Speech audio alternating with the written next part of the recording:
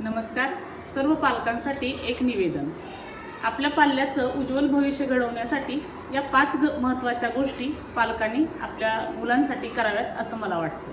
पहिली गोष्ट म्हणजे आपला मुलगा शाळेत आल्यानंतर जेव्हा तो दिवसभर शाळेत थांबून घरी येईल त्यावेळेला त्याला एकच प्रश्न विचारा, आज तू शाळेत काय शिकलास?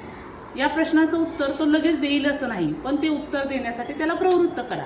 म्हणजे तू मराठीमध्ये काय शिकलास, कोणती कविता शिकवली, गणितामध्ये कोणत्या प्रक्रिया तू केल्यास, या सगळ्या गोष्टी त्याच्याकडून वेळ घेऊन संवाद साधून त्याला बोलतं करा. दुसरी महत्त्वाची गोष्ट आहे पालकांनी जी मुलांच्या अभ्यासासाठी करायची आहे ती म्हणजे मुलाचा अभ्यासाचा एक निश्चित वेळ ठरवा.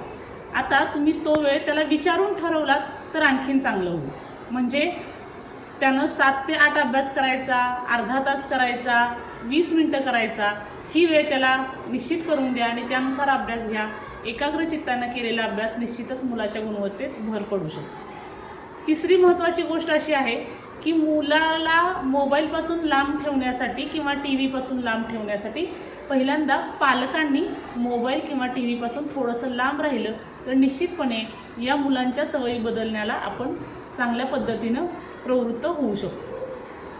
पुढची एक महत्त्वाची गोष्ट आहे की शिक्षकांशी संवाद साधताना माझा मुलगा काय शिकला किंवा सर तुम्ही काल शिकवलेली गोष्ट, मॅडम तुम्ही काल सांगितलेली माहिती खूप छान होती, अशा पद्धतीनं जर बोललात तर मुलाला देखील आपल्या शिक्षकांच्या विषयीचा अभिमान वाटेल आणि शिक्षकांचं काम देखील खूप चांगल्या पद्धतीनं सोपं होईल.